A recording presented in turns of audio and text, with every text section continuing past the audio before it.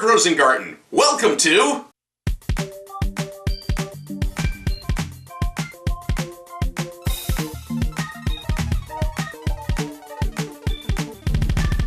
Ask Rosengarten.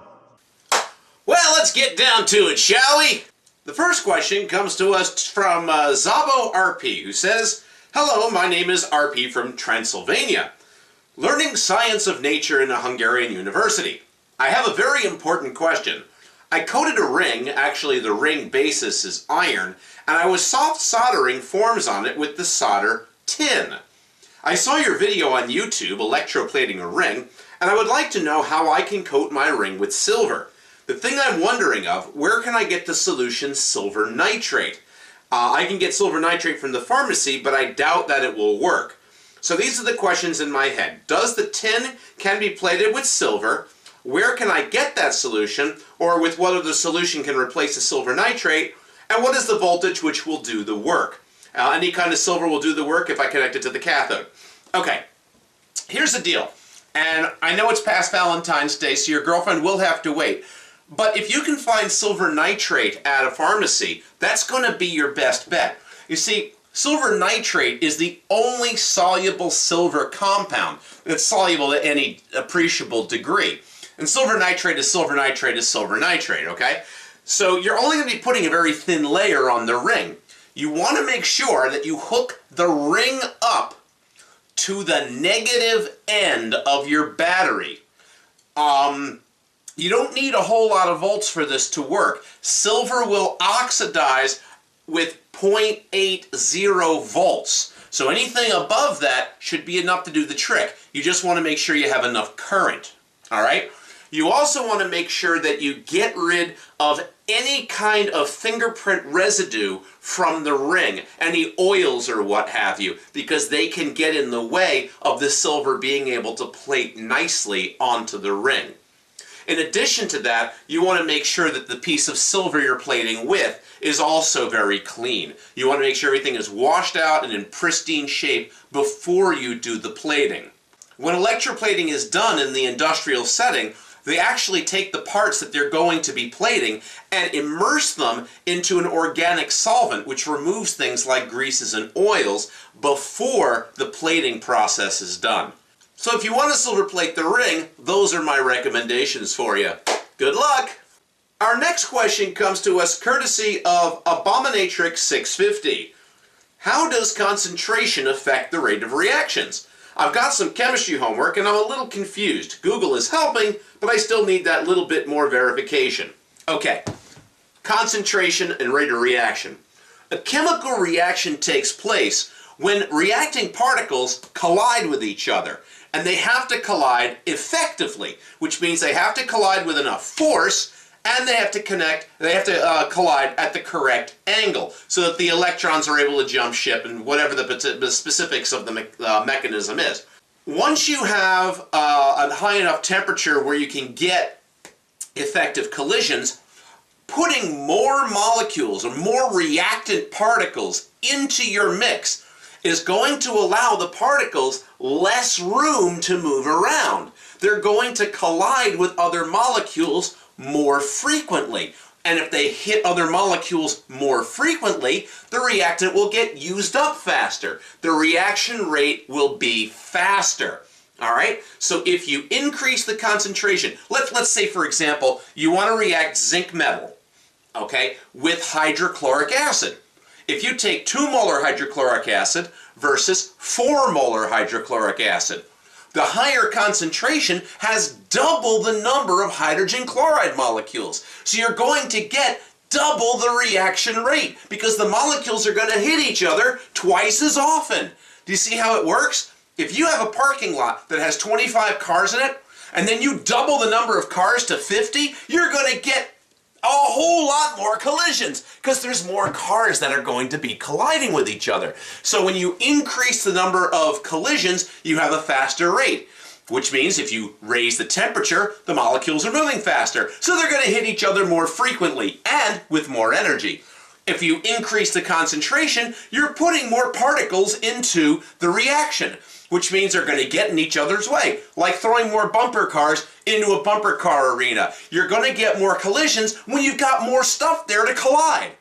And that is how concentration affects reaction rate. Now, if you got a gas, you can increase concentration simply by increasing the pressure on the gas. Because what you're doing is you're squeezing the gas molecules closer together, giving them less room to move around. What does that mean? Less room to move around. They're going to hit each other more often. Higher concentration, higher reaction rate. Our final question comes to us today from Phantom4476. This is awesome. I'm actually doing this in class tomorrow with my students. The question is, if 125 calories of heat is applied to a 60.0 grams piece of copper metal at 23.0 degrees Celsius, what will the final temperature be?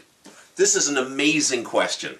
Usually when I solve these problems with my students, it involves transferring the heat into a measured mass of water. Now, the key to this problem is the specific heat of the metal.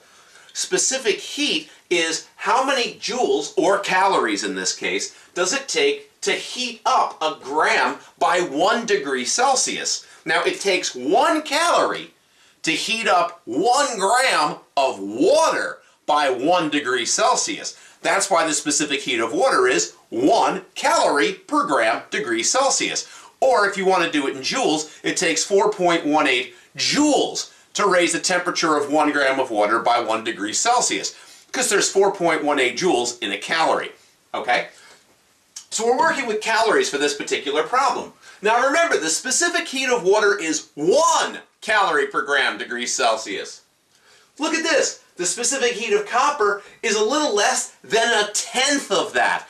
That means copper is going to heat up 10 times faster than water will, given the same amount of heat. Isn't that awesome?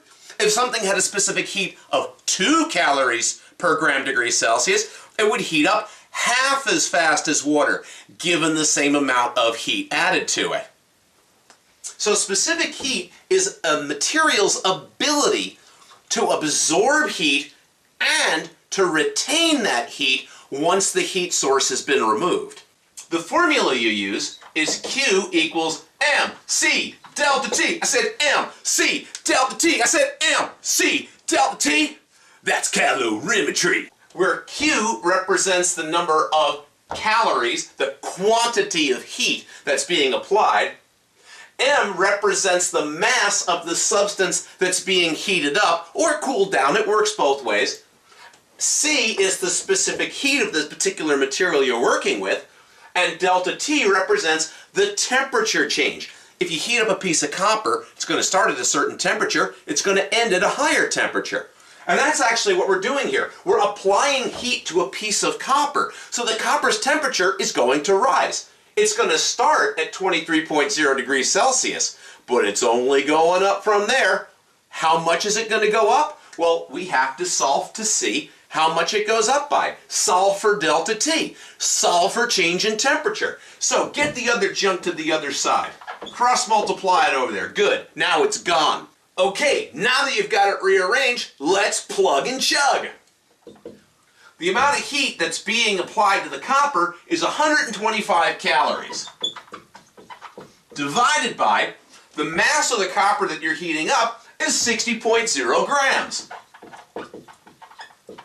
And the specific heat of the copper that you're heating up is 0.0920. This is why it works. Calories per gram degree Celsius. Write it all down. Look what it does. Say goodbye to calories. Say goodbye to grams. All that leaves is degrees Celsius. What will the final temperature be? Well, it'll be some degree Celsius. Let's throw this in the handy dandy calculator. We're going to want 3 sig figs when we're done.